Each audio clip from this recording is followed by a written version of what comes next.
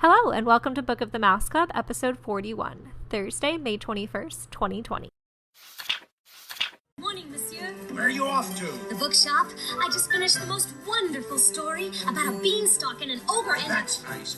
Marie! The baguettes! Hurry up! I'm sorry, but how can one possibly pay attention to a book with no pictures in it? My dear child, there are a great many good books in this world without pictures. I almost bounced clear out of the book. Some bouncing, huh? Come home or make myself known. Jane Thaddeus Turtle, Esquire. Have you never met him? You will find his story in this delightful little book, The Wind and the Willows. I've come to return the book I borrowed. Finished already? Oh, I couldn't put it down. Have you got anything new?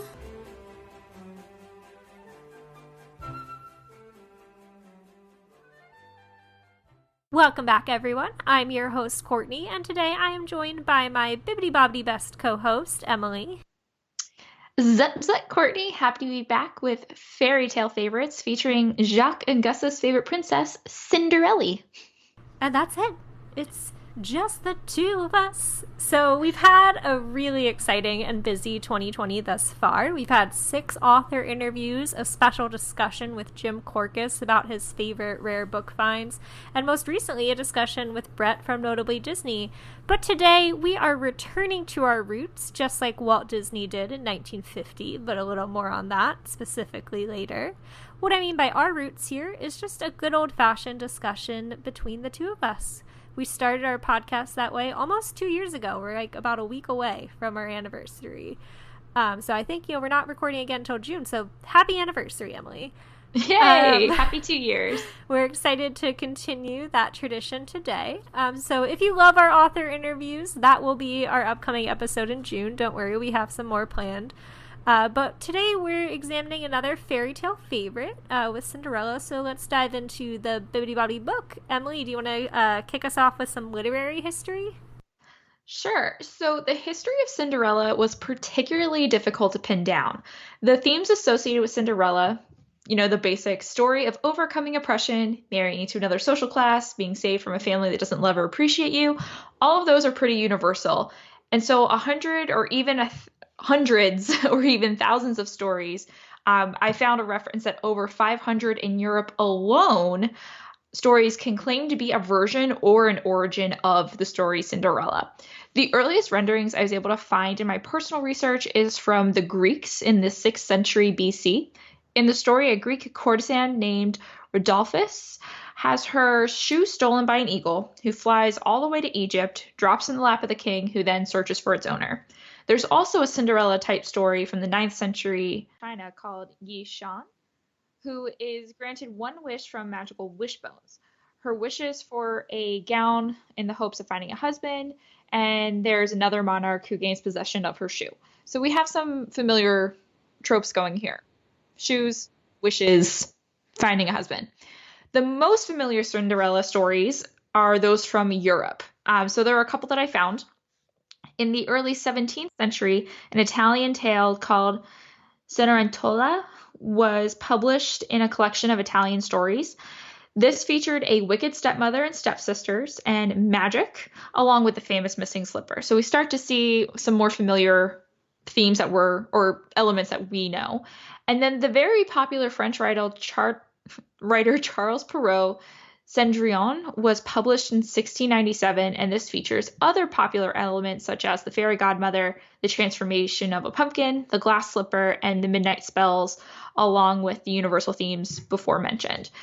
This is the version heavily used in Rodgers and Hammerstein's musical Cinderella from 1957, and the 1998 film Ever After starring Drew Barrymore. Perrault is most credited with the creation of the story Cinderella, but the brothers Grimm also popularized the fairy tale in their 1812 publication of Aschenputtel. I apologize for my German pronunciation, in their story collection titled Children and Household Tales. I, from now on, will refer to it as Cinderella. This version is popular for its more, quote, grim telling of the story where the stepsisters cut off their heels and toes, birds peck out their eyes, which I know you are very excited to talk about. And the famous slippers are made of gold instead of glass.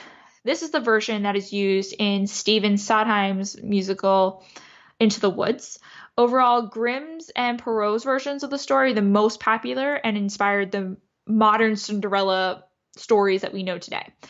We're going to discuss the Grimm's fairy tale version on the podcast. And as a quick refresher from our 15th episode on Snow White, the brothers Jacob Ludwig and Wilhelm Grimm were German linguists and philosophers who were inspired by their passions and the German Romantic movement to record stories of German folklore and customs.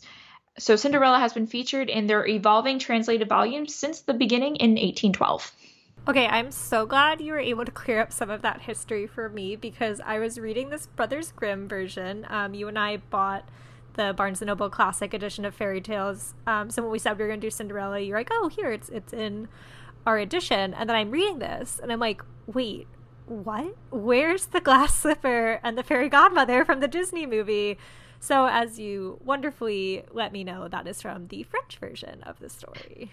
Yeah, and that version's also very easy to find. I looked for a Charles Perrault version online, and as we've discussed in these Fairytale Favorites before, a lot of these fairy tales have changed a lot over time. So I read 2 or 3 that there weren't too many variations between them, so I took that as pretty true to being his version. So I'll chime in with the French version if we need to as we go. Yeah, but it was fun to read this Brothers Grimm because it is so different, as we'll get into. But getting back to Disney and the common themes where I was like, where are these elements? I'm sure, like many, the Disney movie was my first introduction to the tale of Cinderella, probably yours as well. Released in 1950, Cinderella was the 12th theatrical feature-length animated film from the Walt Disney Company, but only its second princess. I think you and I grew up in an age where the princesses are like this cohesive marketing unit. Like, the Disney princesses are a brand. And we kind of saw a lot of them come into form in our childhood, starting with The Little Mermaid, moving through, I guess, like Mulan would be our childhood. But you really, I guess, in my conscious think of them as a unit. But I'm like, wow, we had Snow White, then maybe like 6 or 7 movies. Well, no, if there's 12, I can't do math. 11 movies in between. And they're like, wow, it took them that long to get to a princess. Talked about, and even after Cinderella, it's still another 10 years almost until we get Sleeping Beauty. Well, yeah, okay, 10 years. I was going to say it's at the end of the 1950s. I guess to me, like, those are much more closer in development because it takes a few years to make the movies. For sure, but then we hit the 90s where it's like that's the Little Mermaid, gap. Like, Beauty and the Beast, Aladdin, like back to back. They figure out, like you said, the princesses as a cohesive marketing subsection of like Disney. Between Sleeping Beauty and Little Mermaid, there are 30 years. That's definitely the longest gap. Yeah. This still felt long to me. But as we talked about in episode 15 with Snow White, that film's very pivotal in the history of the Walt Disney Company. It's, for the film industry, the first feature-length animated cartoon. But what you might not know is that returning to these roots for Cinderella saved the Disney Company. So that princess theme is pretty marketable and pretty important. Following Snow White, films like Pinocchio and Bambi were critically acclaimed, but box office failures. So the 40s were a troubling time for the company, as we've discussed many times in Walt's biographies or other books on that subject, due to the animators' strike, which was covered in ink and paint, and then the tumultuous effects of World War II on the studio itself. So in this time, the company began to scale back, and the 6 films released between Bambi and Cinderella were all package films. These were easier to produce, but even despite that, the studio remained in debt and was close to bankruptcy by the end of the 1940s. So the Disney brothers needed a hit, and they needed one badly. That hit was fortunately Cinderella. Walt and his team recognized what worked well in Snow White and returned to their fairy tale roots. So as I was doing some of my research, I found some fun historic facts about the film. For example, this is the first film in which all of the 9 old men served as directing animators. I'm like, when you think of them as a collective conscious, certainly they were all part of Snow White and those other films, but this is where they really start to take charge and kind of have the lead on things. Many of those artists we've referenced played key roles in the animation here. For example, Mark Davis and Eric Larson were both responsible for animated Cinderella. I think we talked a little bit about Mark Davis's involvement in the Haunted Mansion in our books that have dealt with that history, and there was a conflict between him and Claude Coates in terms of like, what should the mansion be? Mark wanting it to be funny, Claude wanting a much darker, and not so much as an opposition here, but we still had a split. From my research, I learned that Mark saw Cinderella's personality as this more sophisticated woman, and Eric saw her more as simple, more in the sense of like homely, down to earth. But I think a little bit of both of those elements come through in her personality, like her kindness, but the way she talks.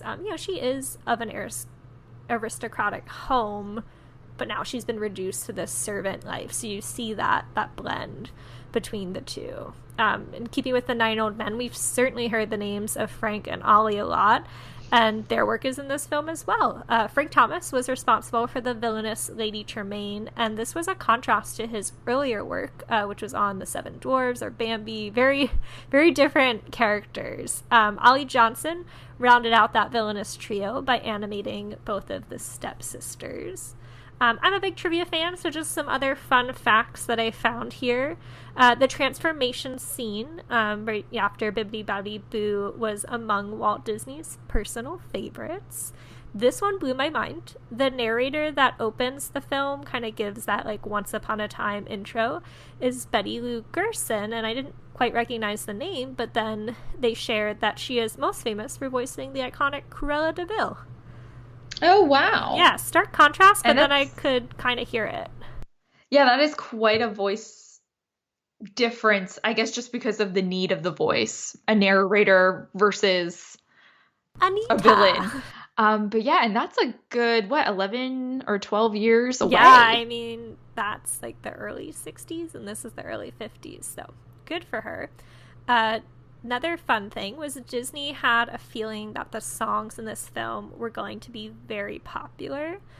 So this film led them to officially establish their own music publishing company. Certainly they had released songs from other films, the packaged films. We talked about Dinah Shore in our interview with J.B. Kaufman and Fun and Fancy Free, but this was like, wait, we've got something here. We want the control over it.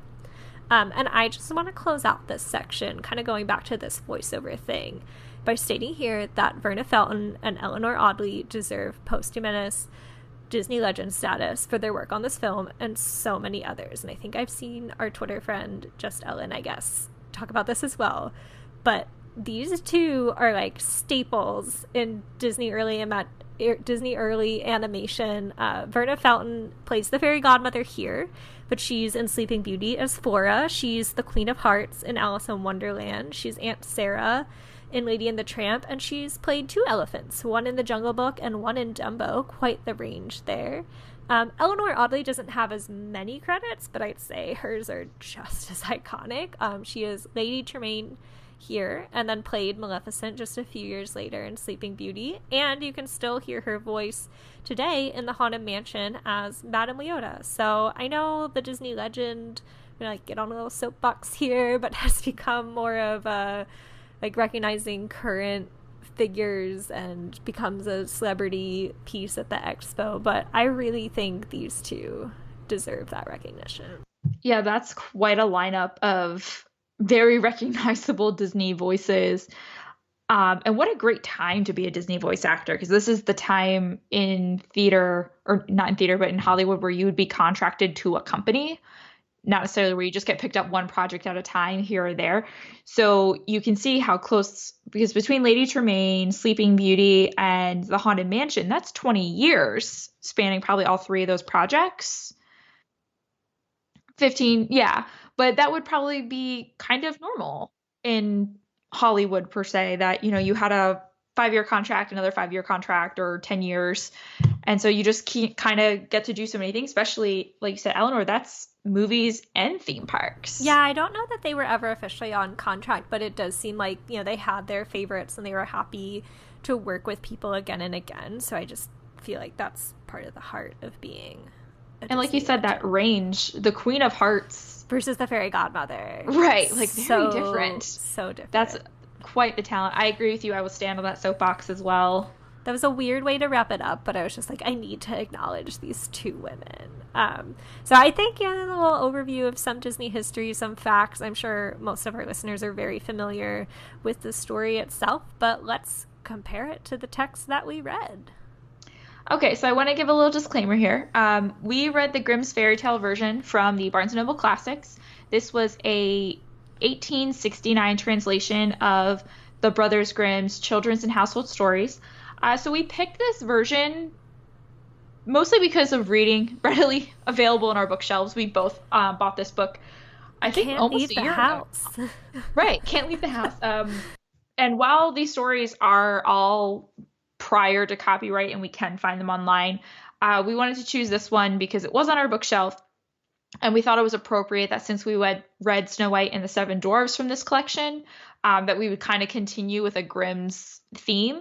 But also, while Charles Perrault's version is very heavily influential, particularly in the Disney version, when we talk about the contrasts between Grimm's and Disney, we'll see how much they pulled from the French version. I find that just a lot of people like to talk about the Grimm's version because it's so much more different than the more popularized Disney version. So this one's kind of a little bit more fun to talk about because there's a lot more differences. Sure. So let's kind of get into that. We talked about, you said we were reading the Barnes & Noble. So I'd love to let's take a high level look at the text. First thing that I noticed was that this was much shorter than some of our other Barnes & Noble classics. We also own the Hans Christian Andersen fairy tale collection, which we read the Snow Queen and the Little Mermaid from, but I feel like some of those were like 20 pages and this was like 5. Yeah, in the Barnes & Noble Classic it starts on page 86 and is done by page 92. Okay, so it's pretty, it's like 5 pages of text. Because there is one page of illustration short. That takes up the whole page. Yeah, I was surprised how short this was. And in terms of style and tone, it is that very classic fairy tale. You can tell it's a narrator. It's not in any first person. It is someone telling a story. It moves very quickly. So I think kind of similar to what we talked about with Snow White. These are also really short because there's not a lot of detail at all. It's all completely plot driven. And you're just like, this is what happened. Here's the next thing. So that leads to its brevity. Like, I think I read this in 10 or 12 minutes max. Oh, I reread this at lunch today. Just eating my lean cuisine in my kitchen, reading some Cinderella. I read it very, very, very quickly as well. I probably could have read it in the time that it took to heat up my lean cuisine. Yeah, so hey, if you like, let me take a 10-minute reading break, fairy tales are for you. But yeah, so tone, style, number of pages, it's a very, I guess I would say, classic fairy tale. It started with Once Upon a Time. It does. And in classic Grimm's fashion, your favorite was the ending, which we will get to, where it ends very abruptly. So like abruptly. Our Snow White one, and it's just kind of like, wait, what? You feel like it's wrapping up nicely, and then you just kind of get thrown with a whammy. We'll get there, for sure. So what were your overall impressions? You read this story eating your lean cuisine at lunch. I did. What did you think? I think I said a little earlier, I was confused because I guess I wasn't aware. I knew there were other versions, but I think I didn't realize there's a Charles Perrault and a Grimm's version. But then it makes sense looking back. Like, I knew about the more graphic things that are in this piece. I've seen Into the Woods. It's my favorite musical, but I think in my mind I was like, and the glass slipper is part of that, and the fairy godmother, but then I was like, oh no, wait, it's her mom. So my impression was confusion, but then I remembered the difference.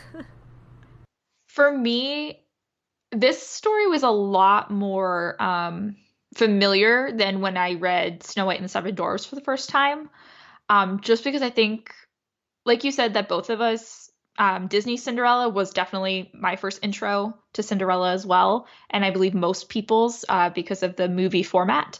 But I have heard Cinderella in numerous stories. It's one that's liked that a lot of people use in school when you talk about different genres of literature. They like to use fairy tales because they are short to read. People are familiar, but then you can see a lot of literary devices. So I believe I read it in middle school at some point. I remember going to like the library, like for one of those children read alouds for like whatever town festival, whatever, very, very Stars Hollow-y a little bit. I'm thinking Gilmore Girls here. Where I remember sitting on a carpet and having a librarian read this. And we were all like, oh my God, they cut off their toes. Like, blew my mind. So this one, even though it's my first time, I think me personally reading it, like you said, with Into the Woods, and I just think other ways that since Cinderella is so popular, I knew a lot going into this, and it was very familiar. Nothing was like surprising to me, like more in Snow White. Unexpected. Right. So to me, it was pretty familiar.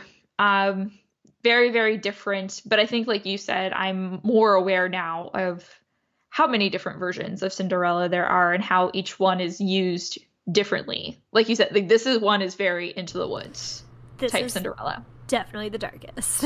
Yes. Do we want to get a little into, can I talk about my favorite thing? Yes. Okay. Courtney, guys, listeners, you need to know. Courtney immediately, because I read the story first, and then she said, hey, I'm going to read it, this day during lunch or something. And then she texts me immediately after and she goes, oh my God, that ending.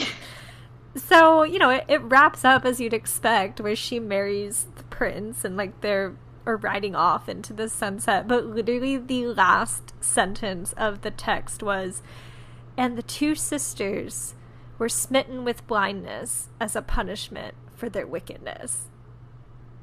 End of story. And I was just like, right, like you get the happily ever after, and then the whammy right at the end. I remember that happening in Into the Woods. So I was like, that's the note we're going to end on? That is not, and they lived happily ever after. Like, you couldn't have told me they got smitten with blindness before Cinderella got married. Like, all right, good night, kids. Sweet dreams.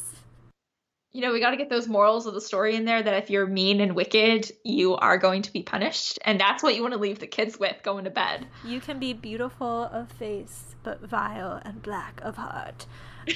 So, yeah, definitely darkness with the eyes pecking out, but there's some blood, some missing toes. I'll let you cover that. Yeah, just the willingness. You really see, I think, more of the desperation through Grimm's version, where the stepsisters and even the stepmother, it's the stepmother's idea. The sister's like, it doesn't fit. It's not going to fit me. And she hands them like a knife and says, shave off your heel, cut off some of your toes. You're not going to need a walk when you're when you're living it up in the palace. And so just the willingness and the desperation of that they are willing to do that. Like, yeah, okay, that makes sense. Which is also in Into the Woods. I couldn't do it. I couldn't do it. I don't think I knew this part of the story until I saw Into the Woods. I feel like if we read it in elementary school, it was the Charles Perrault version with the glass slipper. And then I saw Into the Woods in high school.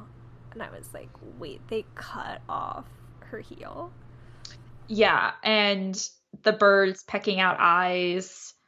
That's very prevalent. I feel like that's common in a lot of fairy tales. In darker fairy tales, that's like a punishment.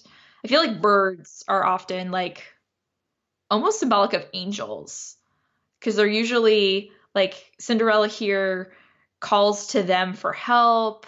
They're kind of, in the Grimm's version, there's no fairy godmother, so the birds are kind of like fairy godmothers, maybe angels, because she like prays to her mother for guidance, and the birds come and help her, and so they're the ones like enacting justice.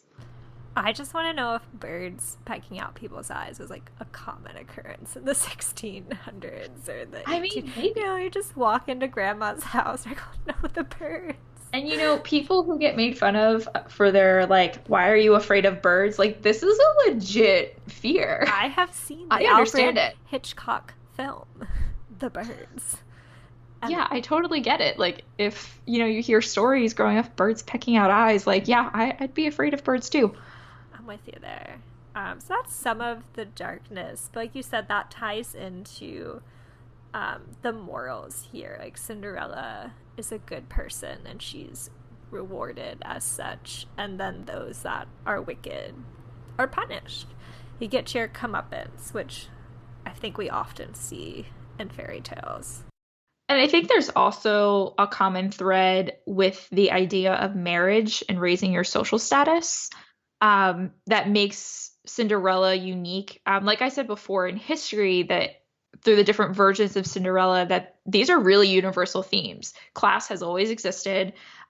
When these stories are being written, women did not have the rights and the autonomy we know today. So marriage was your means of survival, economic security, and raising your social status. So a lot of Cinderella stories that, even though we recognize like, oh, look, there's a missing shoe, or, be home by midnight, there is also this thing of, here is someone who is portraying a different social status, even though she rightfully was supposed to be aristocratic, but being rescued from a lower being of life through marriage. I find it interesting that what you shared in your history fact, that one of the earliest versions is from the Greeks, and then it ends up in like a pharaoh's hands in Egypt. So even there you're seeing like maybe that would have been seen as a higher class or marrying up. Right. And I guess, we have very different ideas, maybe goals and fairy tale dreams today, but that was, for a lot of women, that was your dream. I hope I marry into have a good marriage, a good husband, and one that'll be profitable and beneficial to me and my future family. So I see a lot of that in this, and I'm going to get philosophical a little bit at the end about Cinderella and Cinderella type stories. But that is a common thread, though, through all the versions that I researched. And I did read the Perrault version today, like I said, and that's all still there. That the end goal is I want to go to the ball, meet the prince, and look, I got married to the prince. And because I'm a good person, I've been rewarded with that higher social status. And I feel like fairy tales are a reflection of the time period they're in. So if maybe it doesn't align with feminist views today, there's nothing wrong with that. You can take a lens, but they are reflections of their time period, and I think we sometimes need to treat them as such. And I think we can take that modern moral that maybe it's not marriage that you're being a good person for, but overall being a good person usually has better benefits in the long run. Karma. That's what it comes down to. Yeah. The moral. So we can apply that moral maybe not just to marriage in our more modern contemporary lens, but just to being a good person. You will be rewarded. Evil will get their comeuppance. So, Courtney, I know your favorite part was the ending. It 100% was.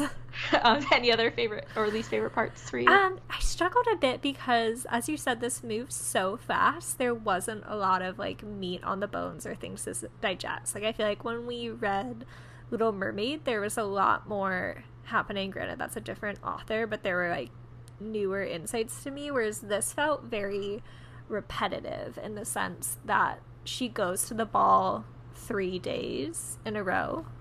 Mm-hmm. And so it's just kind of the same thing. It was like she cries on her mother's grave, the animals bring her a dress from the sky, and then she goes to the ball. The prince is like, I just want to dance with you, you're my partner, nobody else can dance with me. And that happens 3 days in a row, and she's like, oh, gotta go. But that wasn't really explained, was it? Like, we don't get the... And it was very different than Snow White. Like, things are still happening in threes. Snow White had an assassination attempt on her 3 times, but they were different all 3 times. Whereas you're right, this one was like, I got a dress, I went to the ball, and finally the last one, she gets stuck on the stairs because he tried to trap her with tar. He spread pitch on the stairs. She was caught unawares. And she thought, well, who cares? It was my Into the Woods reference. There's going to be a lot of Into the Woods references. Most likely. It's a good very good musical. So I don't know that I had a least favorite. I guess I wanted more from the story, but I certainly understand that we've often said, like, fairy tales were an oral tradition that are passed down, so you're not going to make those, like, a super long epic. It's not Homer's The Odyssey. Yeah. I think my favorite part was the pitch on the stairs. One, because that is one of my favorite songs from Into the Woods, on the steps of the palace. But I also liked that the prince is a little more active. Yeah. In this role of pursuing her. We'll talk about differences in the Disney version, but the prince really doesn't do anything. I don't think he even talks in the Disney version. I think he says, wait, don't go. Oh, yeah. How will I find you? Oh, right. He has like 3 lines. You're right. I'm sorry. All the Dis Twitter is going to like call me out for not knowing Cinderella, even though I just watched it the other day. But I feel like he's not active in the pursuit of like, I lost my girl. He's like, cool, you find her. But in the Grimm's version, he's a little bit, even though we still don't see a ton of him, I like that he was a little more proactive. Maybe not the best way, but he was still like, I am dedicated to talking to this girl and keeping her around, so I'm going to try to get her shoes stuck on the stairs. So I did like that part, just because of his role, and it's my favorite song in Into the Woods. But yeah, least favorite, I really couldn't think of something that I was just like, not great. So I agree. It was kind of hard to find a least favorite part. But let's get into those similarities and differences we've kind of hinted at. I think one of the biggest things that jumps out to me from the very beginning is that Cinderella's father's alive the whole time. Yes. Can we talk about the father? That's why we have a podcast. We can talk about whatever we want, but my biggest, okay, maybe this is my least favorite part of the story. You just triggered this. He's alive the whole time. So even in the Charles Perrault version, he's alive the whole time. So in the Disney live action remake, he's alive, but then he does pass away, and that's where like the evil stepmother like steps in and like, haha, I get to subvert you. I feel like that's what happens in Ever After, which is Yes. not Disney, but again, like, I think he's common alive thing for that, a like, longer thing. And they're like, all right, but we're going to just kill him off because it does not make sense that he the doesn't whole do time. anything. He's okay with this. He's like, in the Perrault versions that I read, they make a 1-sentence note that he acknowledges that she runs the marriage. So he's like afraid to stand up to her. But in this one, yeah, just overall, the father's alive through all of this. And you're just like, you're okay with this woman throwing your daughter into a servant role and letting her get dirty and verbally abusing her, and the father does nothing. Yeah, that was Killed me. super weird. I was like waiting for him to maybe die like he does, and as you said, in those other versions that we're familiar with. But then, like, dude, like, they're being really mean to her. Maybe step in. I don't know. Yeah. I guess it just makes for a better literary plot that, like, you see a change, there's a catalyst, the father died. So that's because that's then what creates the evilness and the evil stepmother. Like, Cinderella was happy and to welcome new people into her home and part of her family, but then afterwards, this change. So I guess that's a better literary plot drive than just like, the dad doesn't care. Right. So weird. No fairy godmothers, you said. In this version, in a sense, her mother, who is deceased, she buries a twig that hit her dad in the head on one of his travels. She's like, bring me back a twig, which felt very Beauty and the Beast to me when Belle's like, bring me back a rose. Brings her back a branch, and she buries it in the ground and cries over it, and those tears sprout a tree. And she, like, I don't think the tree really, like, interacts with her. She, like, sings to it. No. And then the birds just bring her dresses 3 times. Right. And that's the only animals I think we see in the Grimm's version is the birds. There's no mention of mice. Well, are there mice in the Perrault version? Because I feel like the mice are very much... Okay, I was thinking they were a Disney There thing. were mice. So the best... I would say that the live-action Cinderella is really like full on Disney taking from Perrault, because the mice don't have a big role in the Perrault version. They're just like in the house. Okay. They just exist. They're in a cage. Mentioned. Right. Whereas Disney, I think, plussed it from the French version and made them more of an active role. Whereas in the story, in the French version, it's kind of like the live action. It's like the live action where they just kind of exist in her shed. They run around and observe things, but they're just there. So she does get help from animals. Yes. Like they help That's her still complete there. her tasks, like in order to be able to go to the ball. But no, the mice in the Disney film are like, they have their own like B plot going on with Lucifer. Yeah, and I think that's that Disney plussing of the story, or like we said with Snow White, these stories are so short. How are you going to turn it into a feature-length film? You have to flesh out whatever you can. So when they're like, oh, look, birds help her with a dress, let's throw the mice in there too. And they can have a whole musical number about creating the dress or helping her get ready to do her chores in the morning, about the mice evading Lucifer. So that's really how they plussed it, was giving you some fun and lovable side characters. And another big difference, the ball wasn't 3 days. One night. But they still had the ball. There was a shoe. But it's not a glass slipper.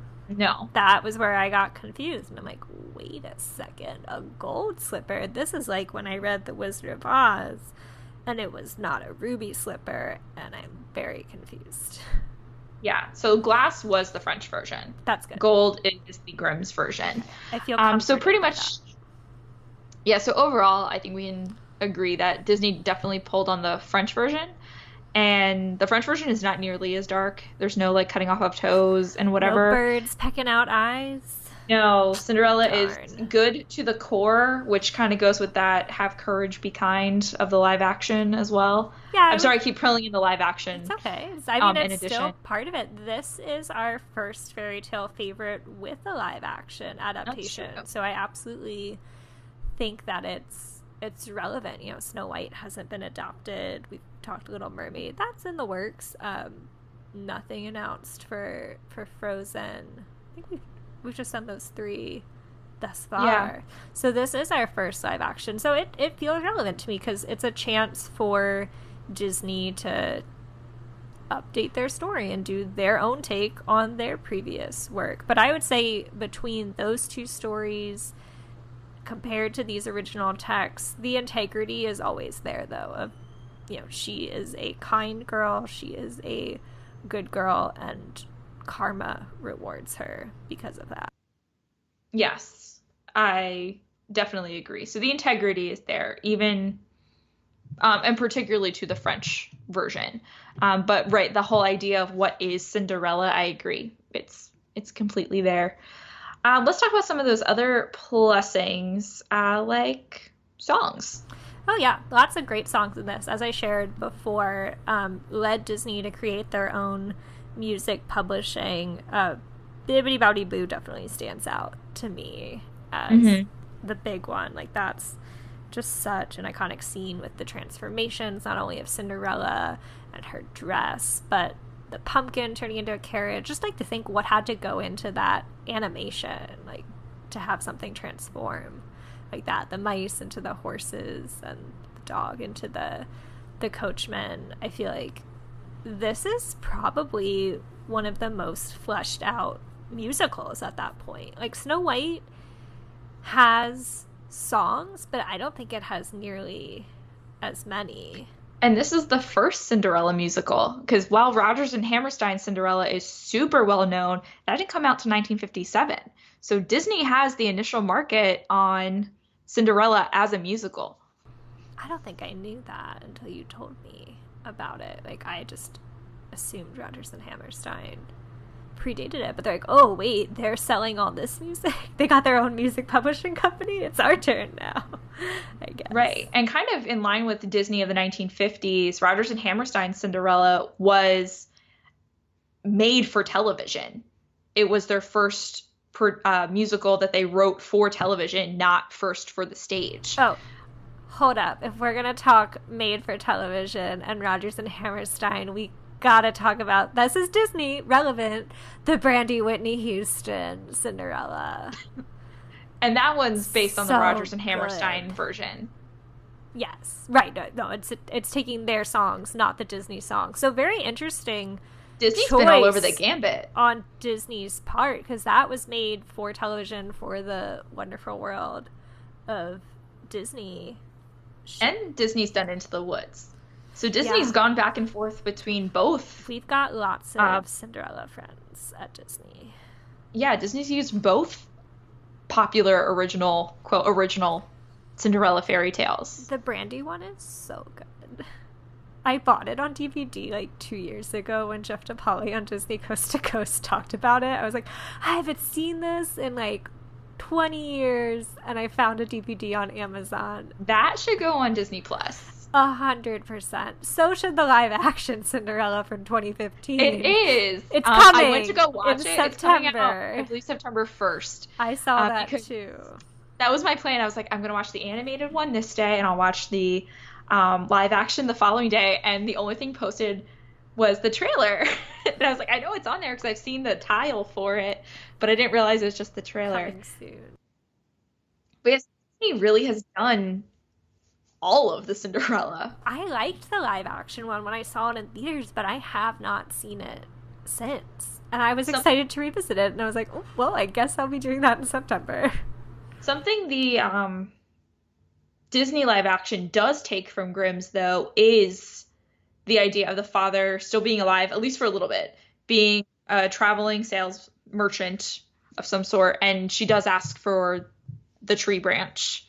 So that whole part, like the beginning of Grimm's, is the beginning of the live action Cinderella. But then he does die, and then it kind of takes on the Perrault version more. I think that it's a combo. Yeah, I liked the live action one a lot, like you said. And overall, as Disney's gone on making different versions of Cinderella, even between the animation to the live action, they plussed the prince. He has a much bigger role. Oh, in the live action, for sure. He has depth. He has emotions. He has troubles. His own backstory. I think they pulled, that one was really similar to Ever After, where the prince is like on the fence about what kind of king he wants to be, what kind of ruler, and who does he want by his side to do that. So that one's interesting. But I think Into the Woods is the only one that has like the 3 nights of the ball. I guess there's just like you said, it's repetitive, so probably on screen it's just like not worth doing 3 nights of a ball. And Into the Woods, it ties in because they have 3 nights to find the cow, so it's relevant to other non-Cinderella portions of that story.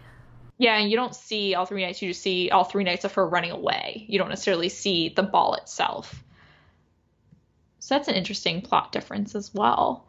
But overall, I mean, the animated, I love watching the animated film. It's so much fun. The songs are great. It's one of those I just like put on when I just need to, have a happy Disney moment. Fun fact for you. Sorry, I was looking this up once you said Ever After again. Distributed by 20th Century Fox, so I guess we can call it a Disney film now. Oh my goodness. Maybe that'll be on Disney That'll get on Disney Plus. And then, I mean, if Princess Bride can be on Disney Plus, Ever After can be on Disney Plus. Absolutely. And then, if we get Brandy on there, you can watch every version of Cinderella. Cinematic Universe. CCU. Yeah, you've got the Grimms, the Perrault, Rodgers and Hammerstein, Disney, all of it. Is Into the Woods on Disney Plus? I believe it is.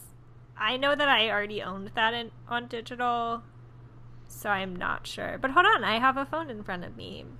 Coming to you live as fast as my internet is, so give it a moment. Into the Woods. It is on Disney Plus, so lots of Cinderella. Yeah, all the Cinderella. No, just kidding. It's like the live-action Cinderella. It's not there. December 4th, 2020. I listen to that soundtrack all the time. And the soundtrack I have is Disney's. I probably should get like the original Broadway Bernadette soundtrack. Peters. Please do. Yeah, it's just wonderful. Bernadette Peters was also in the Brandy one. She's part of the cinematic Cinderella universe. My goodness. There. Oh, so good. It's like some IMDb stupid trivia for you. So let's get back on track to the animated feature. We've been on track this whole time, Emily. We have no guests. We can talk about whatever we want. Definitely. So on the concept of darkness, this is a much less dark fairy tale. There's no cutting off of toes. There's no pecking out of eyes. We don't even know what happens to the stepmother and the sisters unless you watch Cinderella 2. Then you find out what happens to them after. Highly recommend Cinderella 3: A Twist in Time. I never watched it. Doug and I watched it for the first time like a month ago. Definitely since this whole COVID thing has been going on. That's on Disney Plus. Oh my gosh, more Cinderella on Disney Plus. That's right, all 3 Cinderella animated films. The Twist in Time is fun. It's not as good as Lion King 1.5, which is a phenomenal film. But it's in that vein. Yeah, and I know it has much more plot than Cinderella 2. Cinderella 2 is kind of like its own package film of just like, here's little stories of what's happened to everyone since she got married. There are several package films like that. There's a Beauty and the Beast one, Belle's Magical World or something. Yeah. But I do remember once or twice in my childhood watching Cinderella 2, and that's where you find out what happens to the stepsisters. But even like they don't get quite the comeuppance. They just kind of continue to live the way they have. They make Anastasia a very sympathetic character in both of those sequels. I'm like, where did that come from? Well, actually, that comes from the Perrault version. Oh, thank you. Because if you remember in Ever After, because that one's very aligned with the Perrault version as well. Although Ever After took a lot of liberties by making Cinderella a much more strong and independent character. But she had a good relationship with one of the sisters, the one that was kind of a little more meek and like not good at standing up to her mother. It's not super fleshed out in the Perrault versions, at least the ones that I've read, but they mention that like there is one sister who is more kindly to Cinderella than the other. I like that. That's good to know. And I think that's a cool character arc, though, if you watch all the way through for Anastasia, just because like when she sees, you know, what Cinderella has done and earned for herself, she kind of gets a change of worldview. Maybe Mother doesn't know best. No, not at all. But while we're sticky on the film, we shared our favorite parts of the text that we read. Do you want to share your favorite or least favorite part of the movie? My favorite part is the mice creating her dress, the pink dress. I don't remember what it's called. Is it the work song? I feel like every classic, like there's always a work song. I don't know. I just like Cinderella. The makeover montage that happens in every major film. But I just love the mice. I really love Jacques and Gus Gus. I think they're such fun characters that it's great also to see other people rooting for her.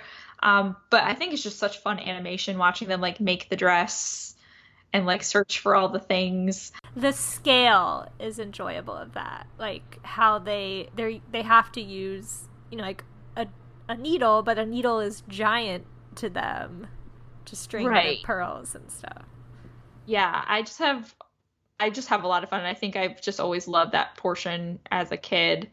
Or even when she's getting ready during A Dream is a Wish Your Heart Makes in the beginning, just them helping her get dressed. They're like sweeping her apron. I don't know. I just really enjoyed what Disney did with those characters. They're the biggest plus to the film for sure. Like how can you not love Gus Gus?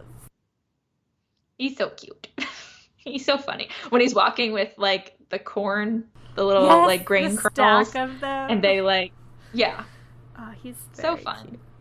I love great that scene, and then I just love bibbidi-bobbidi-boo. Like that's I mean, there's a reason. Film. And there's a reason that transformation sequence was Walt's favorite. It's beautiful. It's so well done. Like what had to especially go with into that.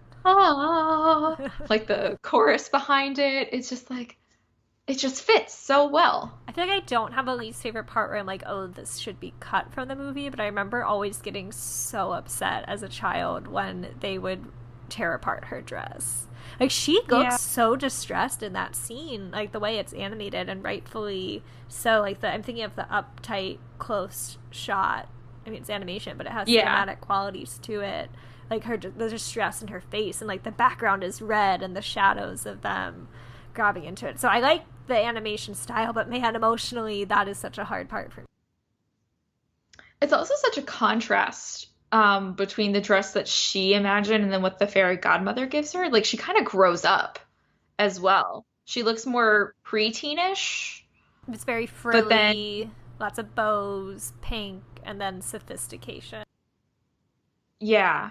So she kind of grows up in that 10 minutes a lot. But I always like that difference. And I love when people dress as Cinderella in her pink dress, like for Not So Scary Halloween Party. Because I feel like it's a princess dress that's not used very much. So I kind of like seeing that kind of deep cut of like, this is Cinderella's first dress. I like that one a lot. I have to agree. I don't know if I have a least favorite part of this film. It's very concise, even though it expands on the original fairy tale. It moves very quickly. I don't think like you said, there's a scene that like drags down the tone or the theme. Maybe some of the stuff between the king and his advisor. That's fair. Because like they're only important because someone has to prompt the prince to give a ball, and they use the Grand Duke to go hunt for Cinderella. But you probably could do everything in this film without them.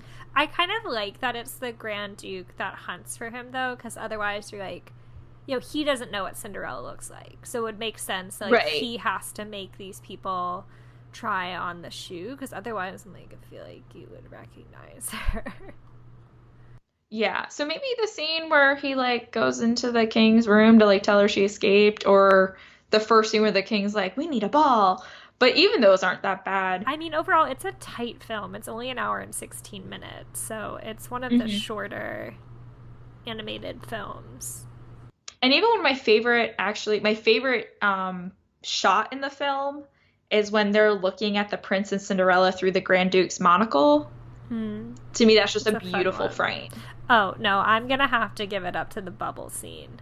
In terms of, the bubbles like, are gorgeous. The complexity of, like, what went into animating that is just, wow, to really wrap your mind around the effects that would have been needed.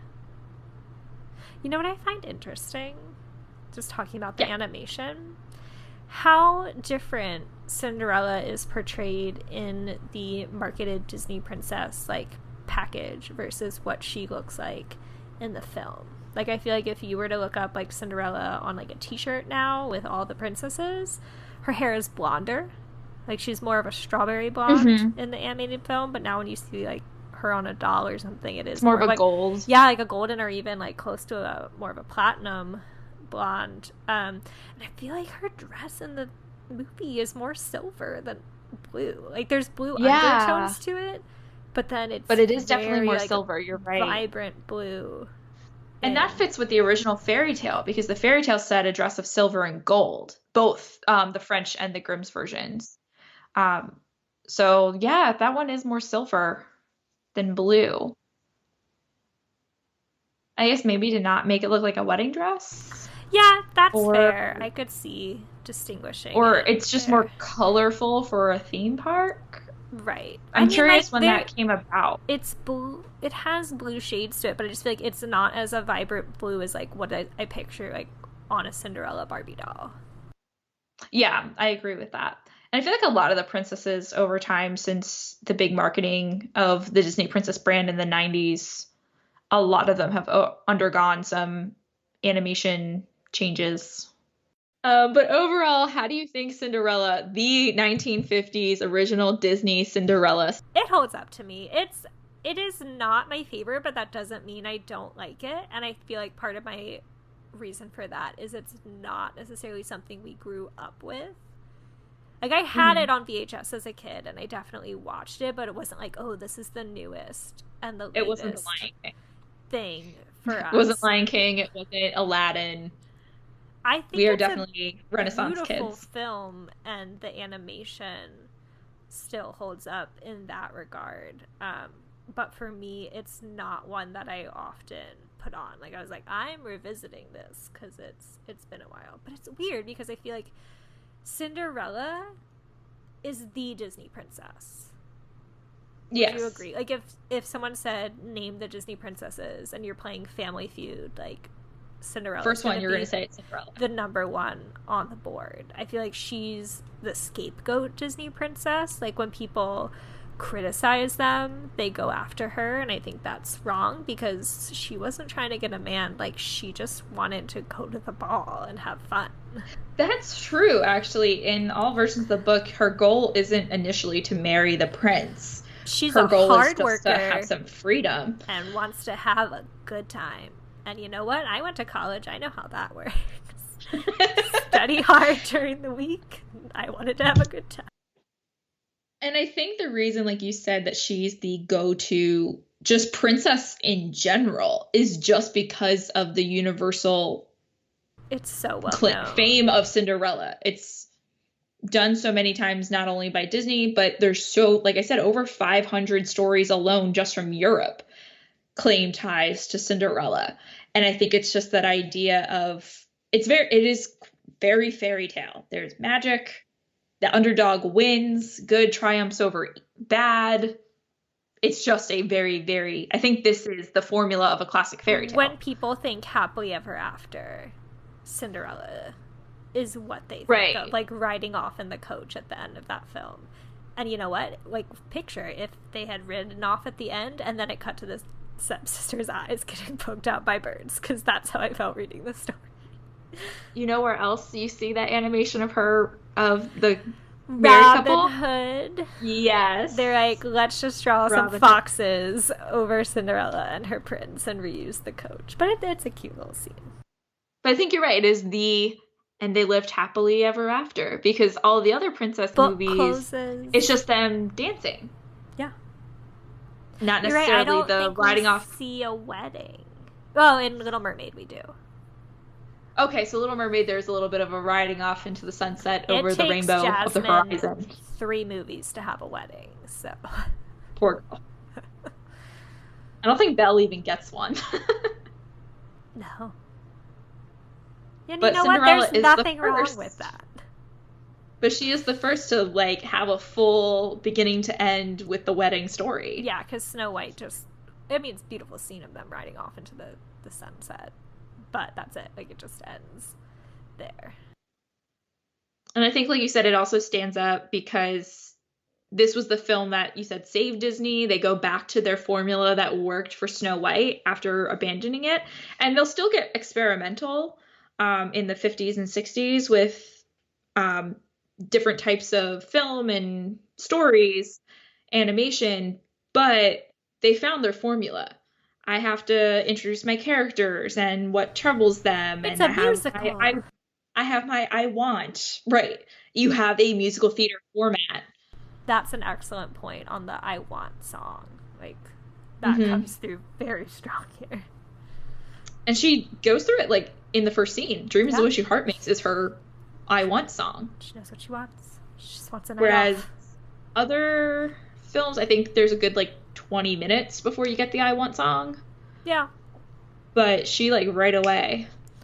I see you have a philosophical question. Did you want to pose that? Yeah. So in my research, talking about those hundreds of versions of Cinderella, I actually found this article from NPR from 2015. I will openly admit I am an NPR junkie. Writer Linda Holmes, I think this is when the live action Cinderella came out. That 2015. So they were going back to the idea of Cinderella, and her article is titled "A Girl, a Shoe, a Prince: The Endlessly Evolving Cinderella." And she talks a lot about those themes, and that pretty much any story, she even makes an argument that, like, Captain America is a Cinderella story. So just that idea of what we in America call a Cinderella story. So I'm trying to pose the question here. Do you think a story can be classified in the Cinderella genre if it's just the rescue of this is her quote, "a rescue of a deserving underdog from ordinary life to delivery of an extraordinary one"? Or do you think there's more to it? I agree with her. I think at the heart of that message is what we shared before, going back to the moral of the fairy tale of comes down to karma. Like, we like to see the underdog, maybe the good-hearted person who's not being treated well, rise above their station, whether it be to become a superhero, to become a princess, to become a powerhouse executive. I'm very fine with the term Cinderella story. What about you? I agree as well. I think saying it's the deserving underdog going from an ordinary life to an extraordinary life, I think gets to the heart, at least contemporary, of what that moral is. It's not, like you said, necessarily marriage or rising above your social status, but just some other greater extraordinary. So yeah, I kind of agree. I just thought it was a very interesting question. Yeah. And in that way, yeah, Captain America is a Cinderella story. He goes from being thought about it that way, but his fairy godmother is a scientist who injects him with, paraserum. She even said, like, Spider-Man, the fairy godmother can be scientific serum or a spider bite, but something catalysts you from an ordinary life to an extraordinary life, and then you overcome obstacles. And I just thought that was a very interesting take on Cinderella. Yeah, I like that. I guess in a way, even some other Disney fairy tales are Cinderella stories. Yeah. And maybe, again, that basis of what makes Disney Disney is we like to root for those unlikely characters that we can relate to that are more ordinary or very down to earth in some way, and then we see them triumph in extraordinary ways. Absolutely. Well, as we close this chapter of the book, we often like to talk about the fairy tale presence in the parks because we are big Disney Parks fans. Do you want to walk us through Magic Kingdom? Sure. The first one that hopefully comes to mind, and maybe this is why, like you said, when you ask, like, name a Disney princess, Cinderella's the first. Walt Disney World has the Cinderella Castle, and it was the first large castle over Sleeping Beauty Castle in Disneyland. So this really also put Cinderella, I think, back on the map in the 70s. If she took a break, suddenly you're like, oh, Cinderella, because of Cinderella Castle. And in the castle, we have Cinderella Royal Round Table. Interestingly, it used to be King Stephen's from Sleeping Beauty in Cinderella's castle. No idea why. Weird take, but cool. And then adjacent to that, we have both the Prince Charming Regal Carousel. I like that he gets an attraction. And that is a recent development. That was part of the new Fantasyland expansion in, like, 2000. Oh, that they renamed it? Yeah. Was it Cinderella's Royal Carousel before? Like King Arthur, or that's Disneyland exclusively, but I know the Prince Charming branding and backstory was added as part of that expansion. And do you know which horse is hers? Yes. That's always been a thing. A gold ribbon on its tail.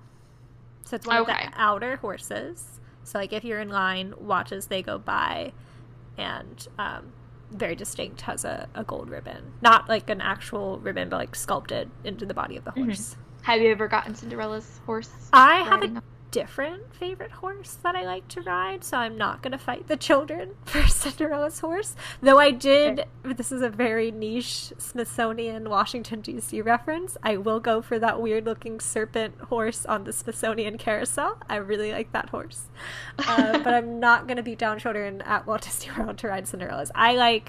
Doug's favorite colors are blue and orange, and there's a blue and orange saddled horse, and then right next to it on the second, like, the inner horse has this really pretty, like, pink and purple floral pattern, so we like to ride those horses.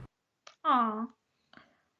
Being a U.S. history teacher, there's a horse that is America themed of red, white, and blue. No, at the carousel. Oh, yes. It just has, like, red, white, and blue. I know which one. I can picture it. It has, like, stars.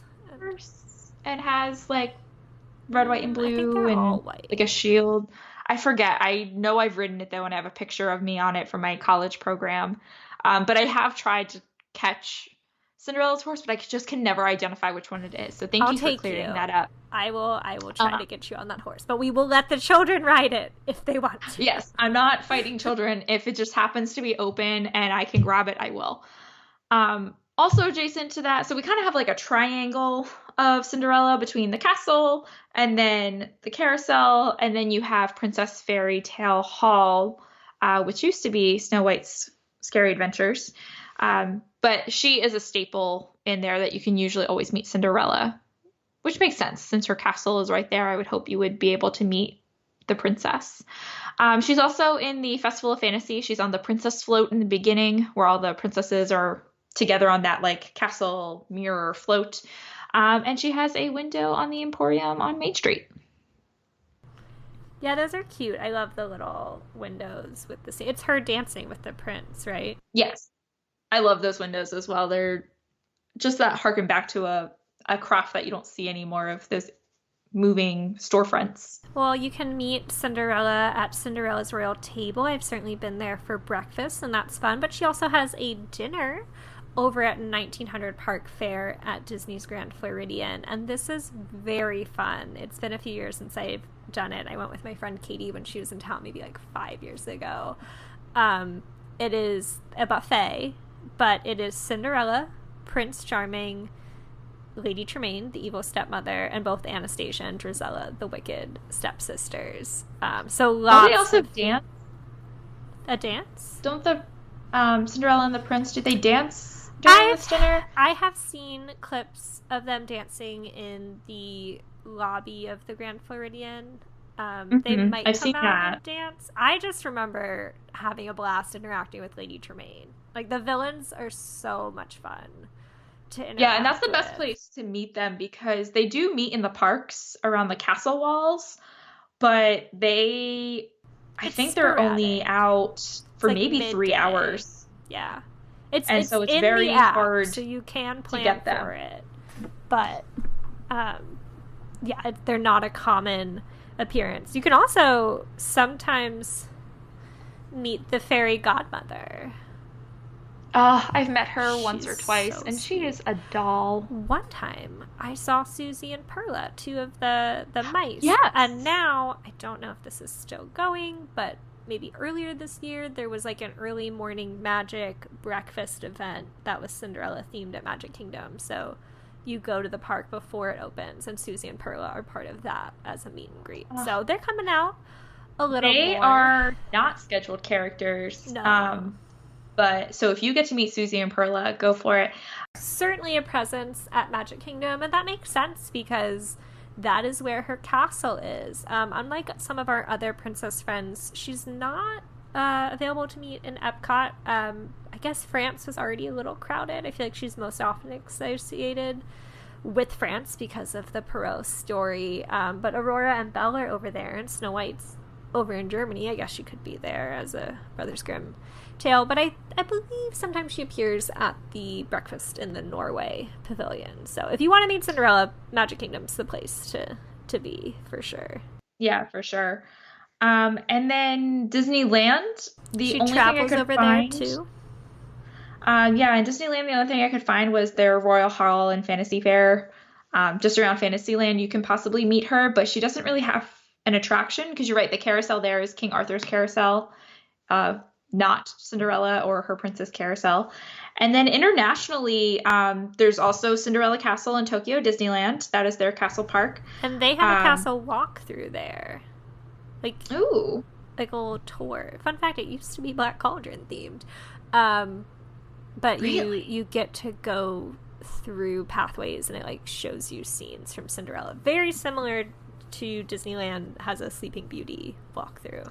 Oh, we didn't mention in Magic Kingdom we don't really have a walkthrough in Magic Kingdom, but you do have the one hallway you can walk through to get to Royal with the Round Table. mosaics. Yeah, the mosaics are beautiful. And I have to point out that there is a lovely fountain just outside the shop, like in that castle forecourt area.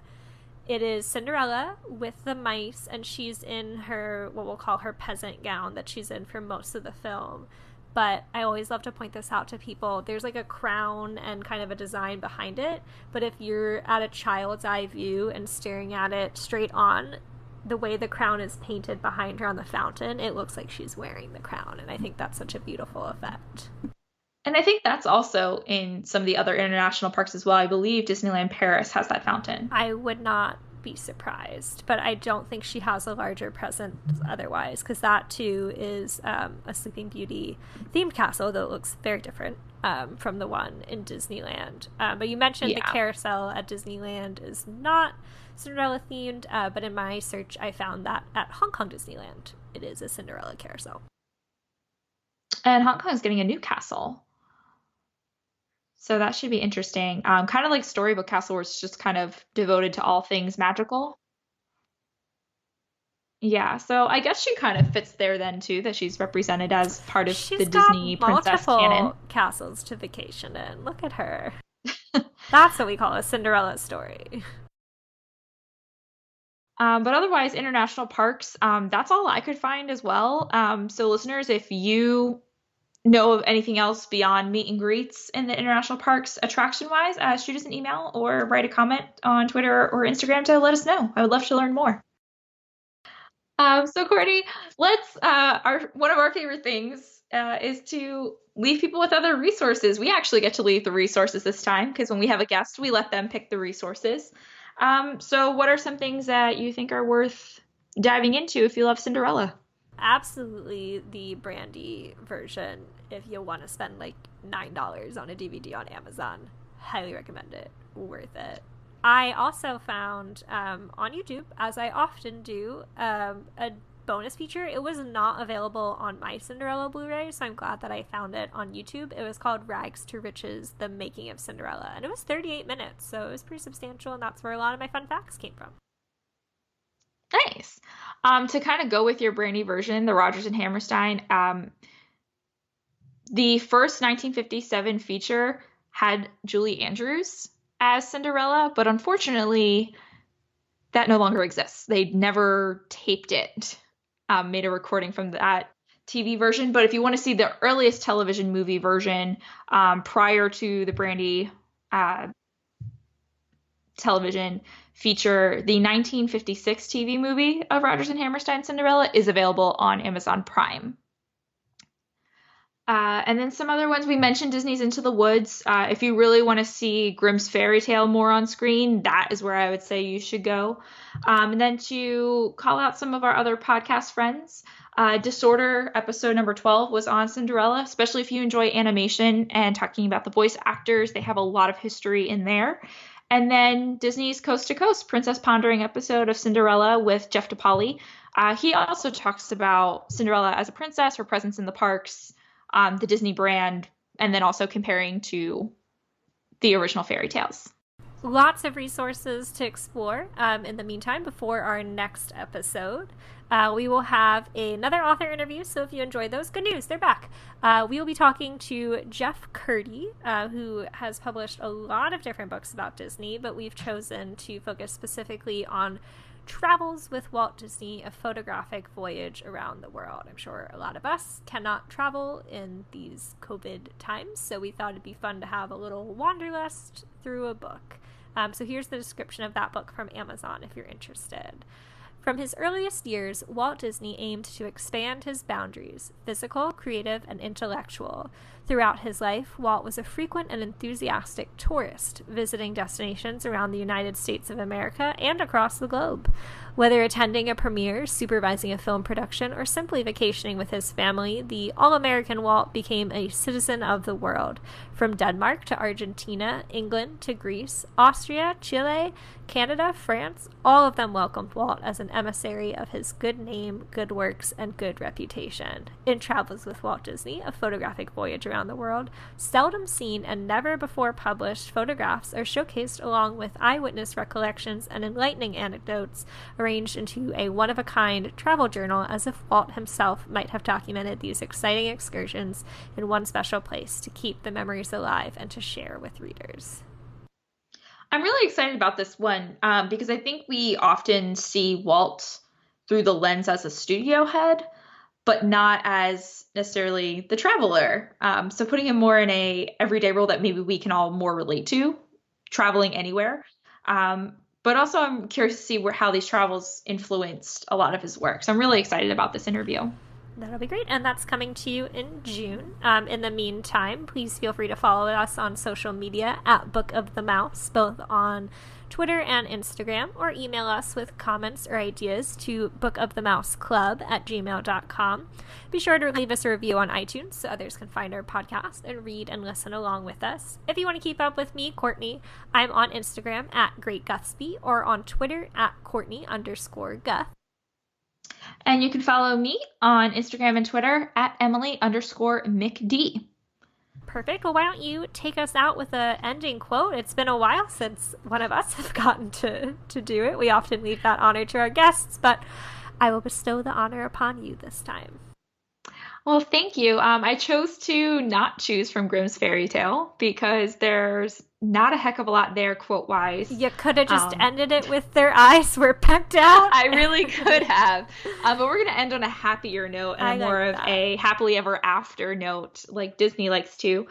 So this is from this opening song, the I Want song, from Cinderella, A Dream Is a Wish Your Heart Makes. And I just think it really encapsulates the whole real inner moral of the story of being good and your wishes will come to you, but also just it's very Disney, very magical about wishing and dreaming. So listeners, as you leave us today, have faith in your dreams, and someday a rainbow will come shining through. No matter how your heart is dreaming, if you keep on believing, a dream that you wish will come true. Couldn't have said it any better myself. Thank you so much, Emily, and thank you, listeners. Bibbidi-bobbidi-boo. Bibbidi-bobbidi, bye!